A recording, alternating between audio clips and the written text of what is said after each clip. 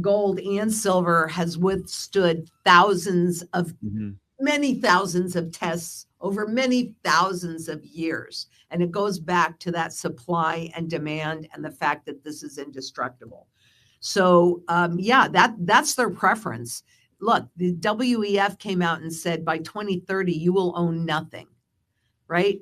So yes, getting us inside the digital system, have us, which I will not ever volunteer to do, tokenize those assets that at this point are still out of the reach of bankers. Number one, it's definitely the high powered individuals that took physical possession, because in the US, it's mostly a contract driven market. And so it's just the pickup in yield between one contract to the next contract. Mhm. So the fact that we had some very major players actually take physical delivery last January, and you look at the reserves in the LBMA and especially in the Bank of England. And the reason why I say especially in the Bank of England is because the Bank of England sent over a boatload of gold. Their reserves are really, really light, but it's not like they have a lot of gold themselves. They store gold for other countries. And so what gold did they ship over here to the US and then deliver out, which means it is not available to go back?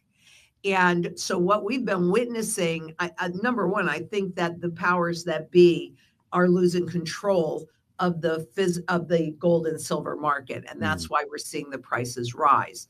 But going back to the real supply and demand market, so many, the Shanghai Exchange, the LBMA, the Bank of England, they shipped over physical to here, and now they're scrambling to cover, and that's creating a short squeeze because they don't have the metals underlying it and they need them. So there could be a lot of fireworks, and even though I'm sitting here saying that technically they are overbought because 10% away from that 200-day moving average is considered a lot, and they're about 30 or 40%. Actually, I think in spot silver's case, it's closer to 100% away. That doesn't mean that even has to, there even has to be a pullback that actually could go higher because of the short squeeze in silver. They need the physical silver, and it's just not available. That's what I'm saying. I think that the Well, demand is really overwhelming. And I think it's so significant for people to understand that, because frankly, like this stuff or this stuff, take your pick, any of this stuff, it's used in one place. Even, oops, I didn't pull them out. Even this stuff, which is my physical representation of digital coins, right? Bitcoin, Ethereum, XRP, which, by the way, I will point out that they look like this, which is 1 ounce of gold, right? So that's what they want you to think of. But where are these used? One place. Where is this used? Every single sector of the global economy. Both of these, physical gold and physical silver, have the broadest base of demand. That is why they are above the central banks and government's ability to inflate away, right? When you're going into a fight, what do you want? Do you want a penknife or do you want a bazooka? Because physical gold and silver in your possession is the bazooka. what happens when paper promises exceed physical reality? The answer may be unfolding now. As exchanges scramble to source real metal, supply shortages create pressure beneath the surface. This imbalance fuels price surges that defy traditional technical indicators. Even markets labeled overbought can continue climbing when physical shortages force short sellers to cover. Silver, in particular, faces intense strain due to its industrial demand and limited above-ground supply. This isn't speculation-driven momentum. It's a physical supply squeeze, exposing vulnerabilities long hidden by derivatives and leverage. I mean, 100%. And when you talk about the market roaring, oops, when you talk about the market roaring, hopefully, yeah, that one will work. You know, when you pump out all of this stuff into the system, it has to go someplace, and it inflates those assets that have been targeted for reflation. So real estate, I mean, the markets are really imploding under their own weight and under their severe overvaluation, whether that's the stock market, the bond market. I think it's very interesting what's happening in the crypto market. I got to look into this a little bit more because clearly, and we're seeing this in England particularly too, that the market demand is declining, but governments and corporations are pushing ahead. So there is this huge bifurcation that's happening right now in these markets. I think it's absolutely fascinating. I don't know why these things aren't going up, along with the markets and everything else. But yes, to your point, when they inflate the money supply, prices go up because the currency's value is going down. But people don't understand that. So they just see the prices going up and they're afraid of missing out. And that's what keeps the average investor in these markets.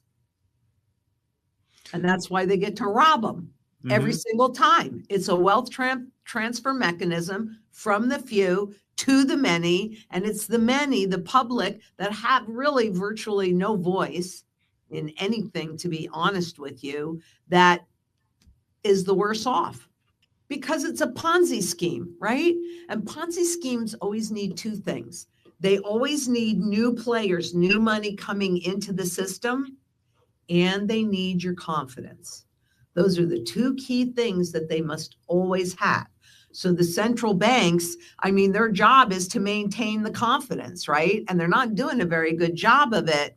So this is something I pay a lot of attention to because I honestly believe that technically the hyperinflation that we're going to experience has already begun. When they broke that 40-year bond market trend, when they started raising rates, that popped the bond bubble. The bond bubble is a debt bubble. It's the biggest one. And what we don't know are all of the derivative bets that are written on top of that we can't see. But 100%, there's not one doubt in my mind that that bubble has been burst already. So, when you're looking at spot gold and spot silver going up, yeah, I mean, you can see that, right? Yep. That's the, I don't know if you can see my screen, but that's the 10-year yield you were just referring to, that 40-year trend line. Yep. That broke in 2022. Exactly.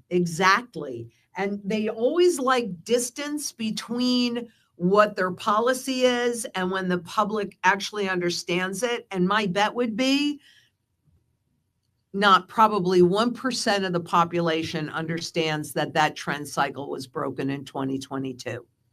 Unlike digital assets or financial instruments, gold and silver serve every sector of the global economy, from electronics and medicine to energy and defense. Their demand is broad, persistent, and non-negotiable. This makes them uniquely resistant to inflationary policy. While digital currencies exist largely within closed ecosystems, precious metals operate everywhere. They are not dependent on confidence alone. In moments of systemic stress, assets with universal utility matter most. That is why governments stockpile them and why individuals historically turn to them when trust in financial systems weakens. But you can see spot gold and spot silver are up in, take your pick. You can take your pick on any currency at all. And what I find really interesting is now, like, there's this little ad that runs on Bloomberg from a couple of different interviews, and they're saying, oh, geopolitical risk, buy gold. Oh, this, buy gold. Oh, that, buy gold. Well, this is kind of new because even though this trend has been happening for a long time, I mean, I came into the markets in June of 2002 after my formulas had confirmed what was happening in the dollar markets. And I knew that was the end of the dollar because everything has a life cycle, right? You just have to learn how to recognize where we are in that cycle. And, we know how to do it with humans because we see it over and over and over again. So as example, I have an 11-year-old granddaughter. You are not going to look at her and go, oh, I bet she's going to be 72 on her next birthday. Just like you're not going to look at me and go, oh, she's going to be 12 on her next birthday. Why do we recognize it? Because we see it over and over. So we recognize a newborn baby that looks different than a teenager, that looks different than a young adult, that looks different than an old person. Currencies are no different. And what we're going through here is frankly something that's happened well over 4,800 times. And even in this country, the way that they hide it is by keeping the name of the currency the same, even when everything has changed. And frankly, when, going back to purchasing power that you were talking about just a little while ago, the Federal Reserve Education Department publishes the purchasing power of the dollar. And you know what? It's worse than what we're looking at, but okay, it's the closest gauge that we really can get. And officially, we have those 3 cents left out of the dollar.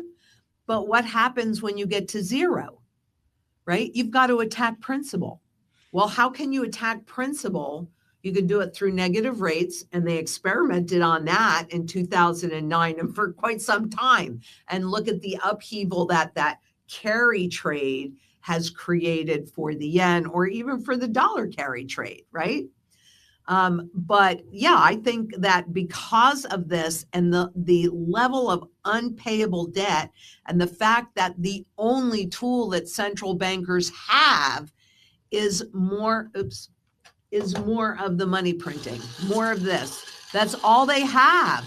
So that's the rest of the purchasing power. And that's why they rushed to bring this crap out, right? Because they want to take us into a full surveillance system. And I'm sorry, but I am not an engineer. And not only am I not an engineer, but I'm not a specific engineer to have the ability to go in and read this code and understand that everything is in there is for my best interest. And so I personally think that it would be pretty easy for them to write a little bit of code in and to remove principal at a small enough level that I don't notice it, but they are getting it. Just like inflation, right? If they can keep it at that 2% level, then they're getting what they want. They're robbing you of your purchasing power and your time and your effort and everything else and your wealth, but you don't realize it and you don't make any changes. It's brilliant, but it's evil, but it is brilliant. When money supply expands, prices rise. But most people don't see the mechanism, only the symptoms. This confusion fuels fear of missing out, keeping investors locked into overvalued markets. The result is a recurring wealth transfer. Purchasing power quietly shifts upward while confidence masks the damage. History shows this pattern repeatedly. Debt bubbles grow until they break, and today's bond market fracture may mark that turning point. What remains unseen are the derivatives layered on top, risks that magnify consequences once confidence finally cracks. Is crypto part of the currency reset that they're planning? Yes. Yes, it is. I do not think, I don't know, but anybody can go in and you can research the white paper that the NSA did on how to create a mint. And what you're going to find is it looks awful similar to what we have. So the NSA is a government agency. That was 1996. When did Bitcoin come out? Oh, wait. Nope, January of 2009. Okay. When did quantitative easing come out? Oops. It's the Around wrong the same time. March of 2009. Coincidence? I don't know. They do know how to get adoption. They let it fly. So personally, I've been watching this evolution since Bitcoin was $7 a coin. And you can say how stupid I was that I didn't buy it at $7 a coin. I don't own any Bitcoin. But because of what I do, what my job is, then my ethics, I know that this is a Trojan horse to get us involved in the crypto market. I also know that in the summer, when President Trump signed the Genius Act, the first legalized or the first law to monitor and usher in stable coins. I could be wrong about this. This is purely my opinion. But I do believe that stable coins are going to be the mechanism that the hyperinflation will be ushered in on. And the difference between stable coins that are controlled by, I don't know, Amazon or JP Morgan or anybody else, and CBDCs, guess what? They're all private corporations. Do you trust Amazon to have your best interest at heart? Do you trust the central banks to have your best interest at heart? Or do you trust yourself to have your best interest at heart? Because that's what I encourage people to do. Make educated choices that puts their best interest first. The move toward digital money promises efficiency, but it raises critical questions about control. Stablecoins, central bank digital currencies, and private payment systems concentrate power in code few can audit. Small, invisible adjustments can erode value without public awareness, much like inflation itself. Gold, by contrast, requires no software update. Its rules cannot be rewritten. Trust becomes the dividing line. Do individuals trust institutions, corporations, or themselves? Financial history suggests systems endure only when citizens retain the ability to opt out. Well, as I was going to say, number one, gold and silver has withstood many thousands of tests over many thousands of years. And it goes back to that supply and demand and the fact that this is indestructible. So that's their preference. Look, the WEF came out and said by 2030, you will own nothing, right? So yes, getting us inside the digital system, have us, which I will not ever volunteer to do, tokenize those assets that at this point are still out of the reach of bankers and the equity that your equity that they use on their behalf to gamble with. So the push is to get everybody in that ecosystem. At the same time, I am very proud to say that I sit on the advisory board of the Global Sound Money Movement. And that movement is about getting sound money back in the system again. And my personal focus is to have that gold as part of the system be redeemable. In other words, if I don't like what the government or the central banks are doing, I have the ability to convert whatever the digital is and pull the gold out of the system, because that's what forces fiscal responsibility. And if we fail to do this, then we have basically voted to be absolute 100% slaves, not just our generation, because I'm old. I'm going to be fine. I'm not worried about me, but I am worried about my grandchildren and the children that they'll have afterwards, and et cetera, et cetera. And I'm worried about everybody's children, because that's not the kind of world that I want to leave them. I want to leave them with freedom. I want to leave them with choices. And if we can get 3%, just 3% of the global population to convert their garbage government money into sound money that they hold and own outright, I believe we have a shot at getting a much more fair system, even in the digital age. Gold is not an old relic. It is used in every single sector of the global economy. So yeah, will it have the same purpose? Well, look at how much the global central bankers are buying. They're buying more than they ever have since we started tracking it. So I believe it will have, it'll do its job, which is to maintain its purchasing power, which is not to be inflated away. So whoever holds the gold, holds the power, holds the freedom. Gold is not a relic. It is a benchmark. Central banks now buy more of it than at any time in modern records, signaling preparation, not nostalgia. Sound money systems thrive when assets are redeemable, forcing fiscal discipline and accountability. Even small participation can matter. If a fraction of the global population chooses assets they truly own, pressure builds for fairer systems, even in a digital age. Ultimately, gold's role remains unchanged, preserving purchasing power, enabling choice, and anchoring freedom across generations.